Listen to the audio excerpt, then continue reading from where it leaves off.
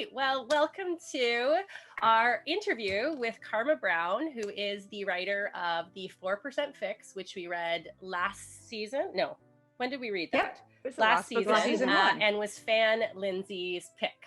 So welcome, Karma. Thank you so much for having me. Nice to see you. Nice to hear you. Thank you so much for coming on the show. Oh, of course, you're welcome. Yeah, it's so great to put a face to the voice. I was thinking the same thing, because when you read a book, you put a voice to it. Like, yes, usually it's my own voice. Makes sense. But that's don't really look too. like me. Yeah, no, I know. And it's funny, I have a lot of friends who have told me after they've read the book that they can hear me, on their shoulder through the book saying all those things and telling the story. So it appears, I did try very hard to just keep it in my voice, to keep it authentic. And so I'm glad that came through, at least for some of them. And if it didn't, then those ones didn't tell me anything. I mean, I don't know you, but I really that was one of the things I really liked about the book was for lack of a better word, how conversational it was. Like, it felt like I was listening to a person talk to me. I wasn't just reading a instruction manual or whatever. Yeah, well, I'm glad to hear that, because that was very much the point. I don't typically write nonfiction. I am a journalist, and so I have done a lot of nonfiction in that format, but never in a book format. And I actually swore up and down I would never write a nonfiction book. And it's funny, the things that you swear you will never do, and then you end up doing them, and then you think, uh-oh, what else have I said that I'm never going to do? Like skydiving, for example. Somehow I see, maybe when I'm 75, I'm jumping out of a plane. But so it was a departure for me, because I've done fiction mostly, and I have a voice in fiction as well. And so if you've read one of my books, you likely will hear my voice, even if the book is very different. Through my fiction voice has, a pattern to it, and it can be recognized.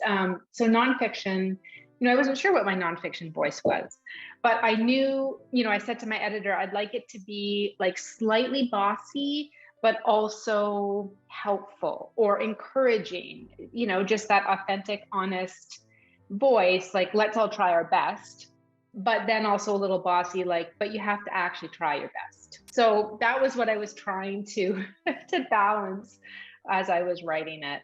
Well, it's funny, because as Kim was saying her piece, I was thinking it wasn't always only a person telling you this or sitting beside you or whatever. It was like an encouraging friend trying to give you that advice. So that's how I felt with it bossy. too. I mean, I'm a little bossy. My husband and I were just discussing this the other night about how that's probably the thing about me that has been true my entire life. And I know a lot of people don't like using the term bossy because, you want to call women and girls assertive, and that's fine. But it all really means the same thing. And so for me, I was a bus monitor, and I wore that orange bus monitor belt with so much pride. I loved buckling it on. This was in the early 1980s, because I'm getting up there, but I just have always liked sort of telling people what to do, I think.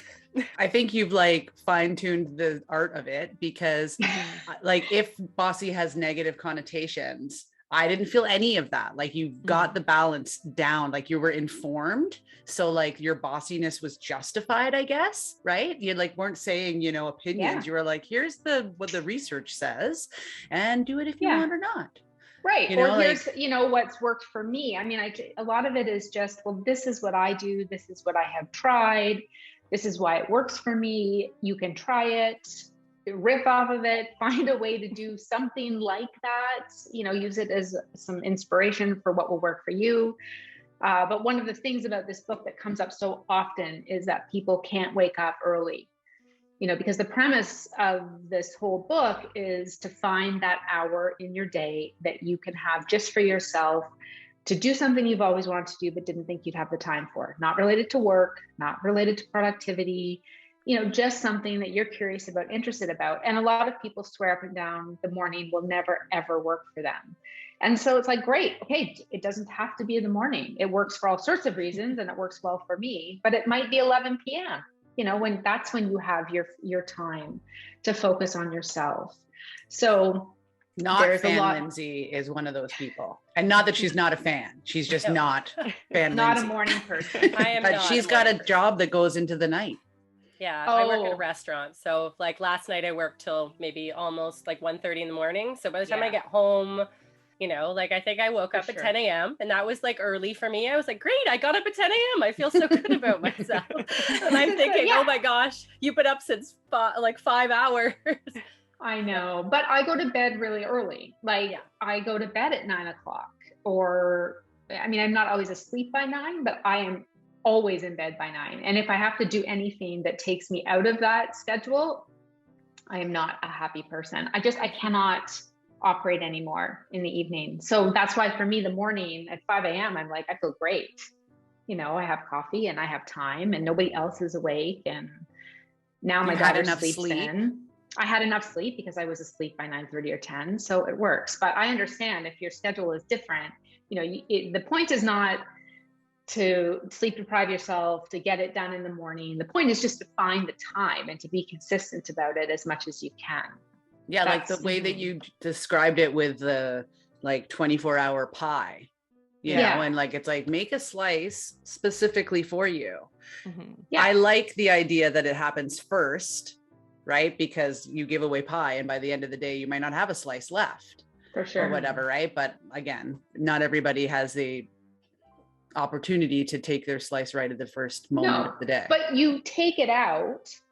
I use a chocolate cake analogy in the book because I love chocolate cake. And I think a lot of people do. It can be vanilla cake. It can be a pie. It doesn't matter. But you take your slice out, even if you're taking it out in the morning and you cannot use it, you wrap it up in a Tupperware. Let's not use cellophane wrap. And then you put it in your fridge or on the counter for whenever with a sign if you must. And really, you know, that's the idea. I like the morning because then it's done and I can do it in the morning and it works for me. And I don't have to worry about it for the rest of the day or think about it or feel guilty that I didn't do that for myself that day. So the idea is just like, if you can't do it then and you want to do this, then you have to find that time later and you have to make it as important as everything else you're doing. Totally. Like later is definitely harder because you're tired. And there's always this moment where I'm like, I should do this today so I don't have to do it tomorrow. And I think to myself, but what I really want to do is not that. Anything but that. And you like pause and you're like, okay, I'm just going to do it. I'm just going to go do that thing. You go do it and you're like, oh, it didn't take as long as I thought it did. And no, I feel good. But like there's it's that like switch. Sometimes you're like, but sometimes the decision is, I'm going to do that tomorrow.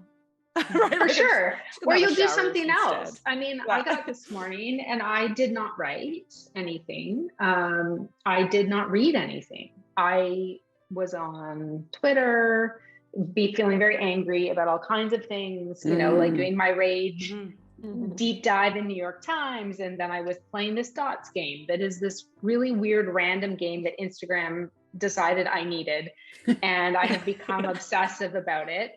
And it is like my brain candy when I need to just completely disengage. And it's basically just putting a series of dots together in various levels. And I mean, I'm not really a games person, but somehow this has, they got my number on this one. So, you know, sometimes you have every intention of doing the thing that you're committed to doing, but sometimes what you need is something else. And it, again, is not really about the productivity.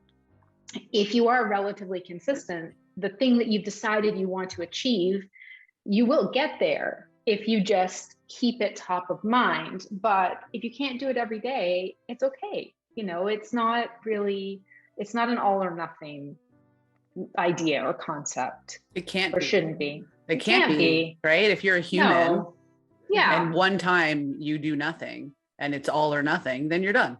It doesn't allow, you know what I mean? It doesn't allow for there's no flexibility in that. Right. And that doesn't work. I like that you actually mentioned that while you're writing your book, there was, I think, a couple of weeks where you're like, I just didn't wake up. I just didn't do it. Like, it was almost like I'm like a type A personality, high achieving. Like I already did the thing where you wake up to get things done. But you saying those things, like it prevents you from feeling, oh, I didn't do it. So now I'm let myself down or I'm failing or whatever. It's like, no, sometimes you just don't, and that's okay. And that's still succeeding because you're giving yourself what you Yes. need to eventually do it again. Exactly. Yeah, I like that. And it's a lot like exercise, right? I mean, exercise is such an obvious one because everyone has some kind of relationship with exercise. Either it is a big part of their life because it provides a lot of benefits, or it's something that they really think that they want to do and have not been able to integrate it into a habit. But it's the same idea. If you committed to doing something like getting up and walking every morning before your day begins, then if you don't do it, it's not like you just never get up and walk again. Like if you can't do it for a week for whatever reason, it's not like, oh, well, I guess I'm never walking. I'm never exercising. Yeah, it's so over. I read something this morning that was talking about how stress, what was it saying? It ages your immune system. And, so this is the problem with like having an open-ended, 5 a.m. my cake time, because then you end up in places you shouldn't be, which then just stress you out further because, stress ages your immune system, which is bad. But then you stress about the stress of your immune system. And then it's like this, how do you get out of that? So I try not to give emotion machine. Yeah. I try to kind of like, only give myself so many days where I am just freewheeling it through the internet, because it can be a bad place. But every now and again, it comes down to balance.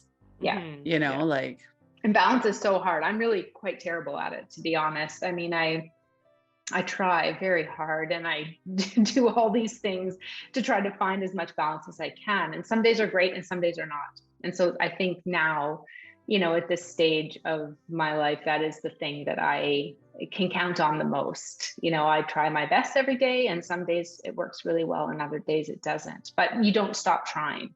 I guess that's really, that was sort of the point of the book. Like, you just don't stop trying if it's important to you. And if it's not important to you, then don't worry about it. Yeah, don't worry. Forget about it. The other thing that I thought was really endearing about your writing was like your sense of humor. And I was saying this before you came on, I was really skeptical because I knew a little bit, and I was like, if this book tells me to get up at 5, like, I know. And then though, you did the exact thing I thought you would do in my worst case scenario, which was right away be like, now get up at 5. But then on the next page, you're like, just kidding. And then like you went on, right? And I was like, okay, we're good now. Like, this is like, and I just so appreciate that. Like, she won me over. I don't feel like I do justice with my explanation, but like that was so meaningful for me that I was like good. A 5% fixer from then on. Like, I was like, she actually did it. Like you were like at the beginning, you were like, I'm not going to do it. I'm not going to do it.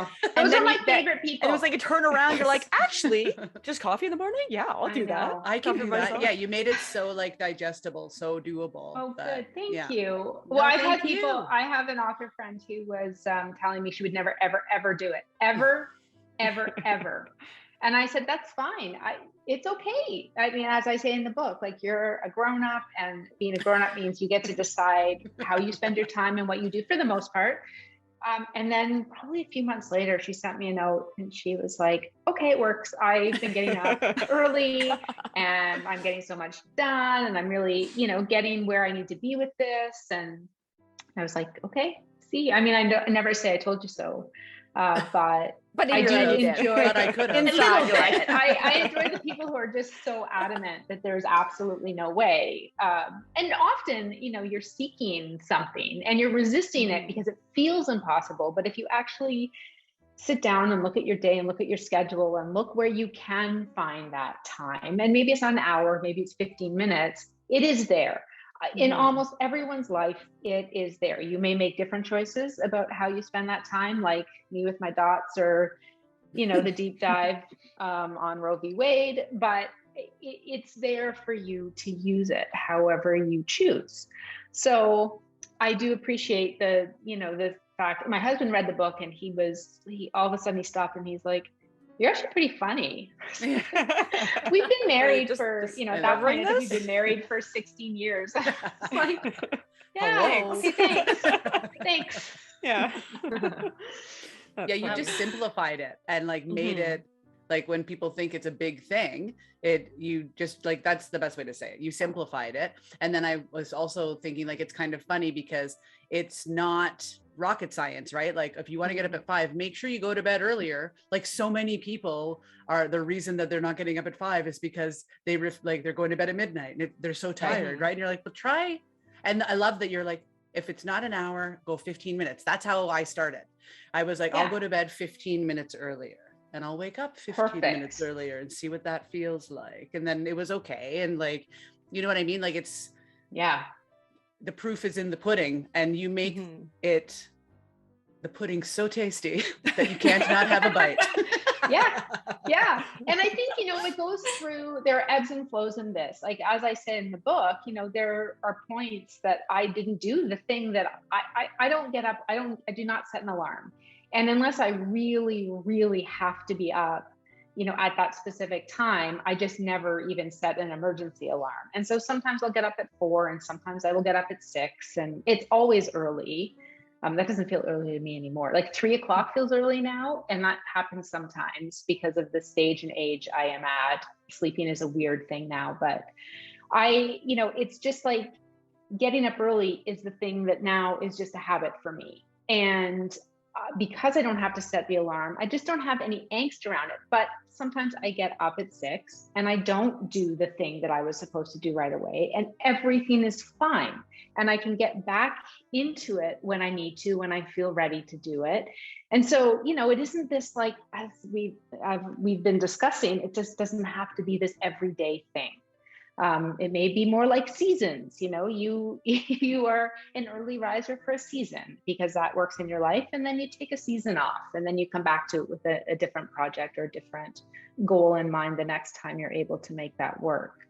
But I do think that once you've done it and you've had some success, or you feel that enjoyment of having that time to yourself, whatever it is, whatever you're choosing to do with that, it's kind of hard to not think about it again and to not want to do it again, even if you need to take a break. I found while I was reading the book that I examined how I was using my evening. So like 9 o'clock, 10 o'clock, I'd be in my bed, but then all the way until 11, I'm looking at my phone or looking at the news or playing a game or whatever. And so then it was like, okay, well, how do I actually want to maximize my time? I'm going to have way more fun doing the thing I want to do in the morning than spending my time on my phone in the evening. Yeah. And for some people, they may want to sit on their phone in the evening. Like, I can't do anything at night anymore. So we watch a show. That's really what happens before we go to bed. We have a 14-year-old, so we are often kicked out of the main living room, and then we are in our bedroom. This is what happens with a teenager. It's like everything turns upside down in your life. But that works for me now, and I know that I will feel good and refreshed most of the time, right, in the morning. So yeah, partly, I could stay up probably until 11 or 12 doing nothing. I probably could, but it's to me, that's just not what I want to do. It's not how my time, I want to use my time in my day.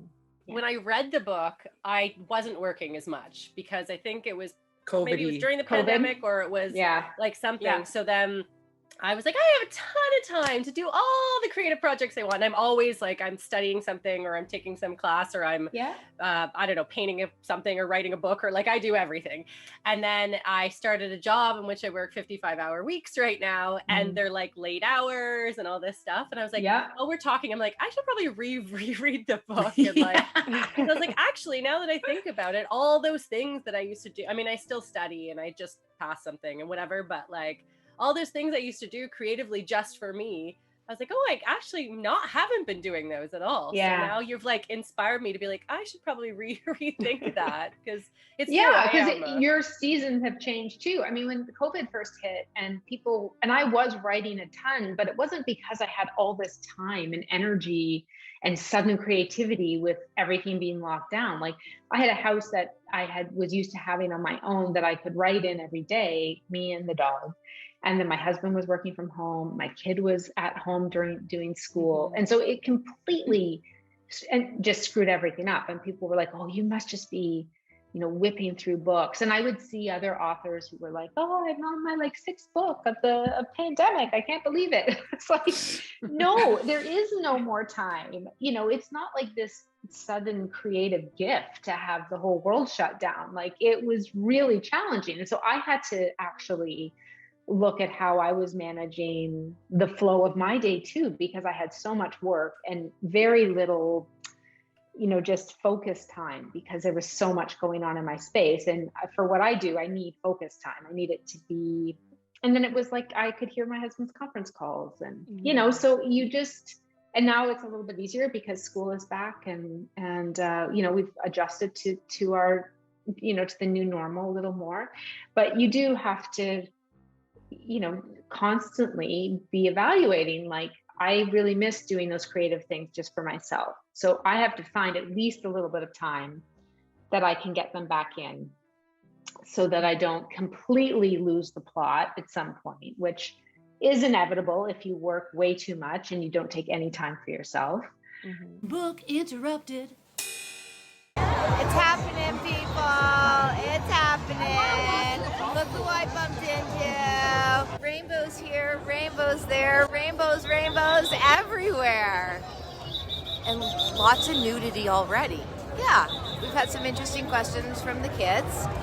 And we're just having a great time here. This is what the day after Pride looks like. Book interrupted.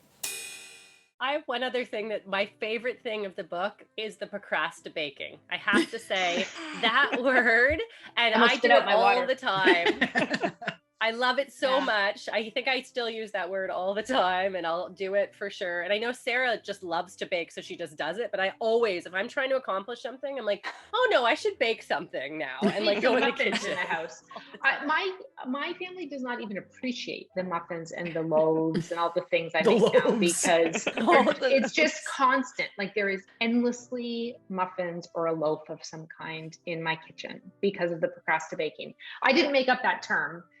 It is there are lots of people procrastibating on Instagram. If you want to, just go have a look at what if you want to doing in their time by looking up procrastinating. That's right. There are just endless ways to do that. But yes, no, I'm happy there are more procrastinators. It's a good time. I like to try to make things. It's not like baking necessarily, but I like to try to make things from scratch. Like, I'll be like, maybe I could make that. Like, baking's tricky to do that. You do need to typically follow a recipe with baking that's fairly precise, but I'll make things like my next thing, I think I'm going to try to make oat milk, which is hard because it can be slimy. It's not hard. But you can get like amylase. I want to do it with have you done it with amylase? I'm going to get some from the wine store, because you can get like amylase that they use for gluten-free beer, and then it'll make it like a little bit sweeter and like not slimy, and you don't have to add any sugar. You can just do oats, water, salt, amylase. So that's my like next, like, how much amylase do you put in? Project. This sounds a lot like the sourdough baking of 2020, where I did not get into that. Like, I love to bake. I did not bake one loaf of bread because it's not my thing. And I wasn't interested in keeping the starter alive, because I would have killed it and then I'd feel guilty. Yeah, I won't do the starter. I killed my starter. Everybody told me it could not be done, and I was like, "Oh, I did it." It absolutely. I just can't feed it every day. I just can't feed it every day. That's not me. Like, doing something every day is not my personality. I need it to be over in like maximum 3 hours. Like, even just making regular bread, I'm like, I'm not waiting for 4 hours while it sits on the counter. I don't make bread. I find it very tedious and same. boring. And yes, fresh bread with butter is delicious, but I know a lot of great bakeries. Totally. And I just go pop out and get the bread there. But, muffins, loaves. Oh my God, I make so many loaves. You have no idea how many loaves I make. No one appreciates it. Loaves of bread. You will not make loaves of bread. Oh no. Banana bread? Loaves. And banana breads, pumpkin, zucchini, blueberry, lemon. Yeah. I want your loaves. Well, maybe I should start just wrapping them up and shipping them. It's the thing I make when people are like sick or having surgery, or I always make banana loaves and drop them off. It's like, and then it's, it's like the procrastibaking that has a good like a justification. Okay. What is your favorite rhubarb recipe because I got rhubarb in our farm box, and like I'm not really a baker, and I was like, I oh love no, rhubarb. I gave some of it away. I was like, I don't know what to do, so I started giving it to people. Okay, but maybe should try it. Smitten Kitchen. Mm-hmm. Do you know Smitten Kitchen? No. What? Oh. Deb Perlman? Okay, she's amazing. She's in New York, and she would cook and bake out of this like tiny apartment in Manhattan with her 2 kids and her husband. And so she has a delicious rhubarb like loaf recipe. I like my rhubarb in pies the best, but rhubarb is probably one of my favorite things in the whole world. So I could go on and on. I won't, but I like rhubarb pie, rhubarb loaf, rhubarb muffins. I like stewed rhubarb on top of vanilla ice cream with a little vanilla, cinnamon, sugar. Oh God, I'm trying to grow rhubarb right now. Oh my God. I have a rhubarb in my yard that I hate because I don't usually bake, because it's a prehistoric, like out of control. And it's probably huge. It is I'm so insane. jealous. Well, listen, so my husband has like this truck topper, so he leaned it up against the fence and the rhubarb's underneath it, so it's been deprived of light and it's grown like this giant shaft to the sky now so that it can continue to like propagate.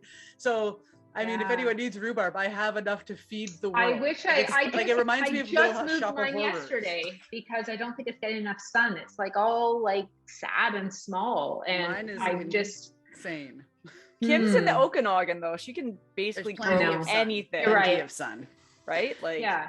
Karma, what are you working on now, or what's your most current book, or what's happening with you? I am working on a book called What Wild Women Do, which is coming out in 2023, and it's set in 1975 and 2023, though I may switch it to 2022 because of what's just happened, because I don't know what's going to be happening next summer. But it's about 2 women in those time periods set in the Adirondacks, and there's a mystery at the center of the story that connects these 2 women together over the course of these 50 years. And so it's similar to Recipe for a Perfect Wife, if anyone has read that one. That was my most recent fiction. So it's out 2023. So that's what I'm doing. Look forward to reading it. Yeah, totally. Yeah. Well, thank you so much for having me on today. It was a real pleasure to talk to you. It was so nice getting to talk to you too. And Procrastibaking and everything in between. Right on. Yeah. It was our pleasure. Thank you. Mm-hmm. Yes. Thank you so much. Thanks, ladies.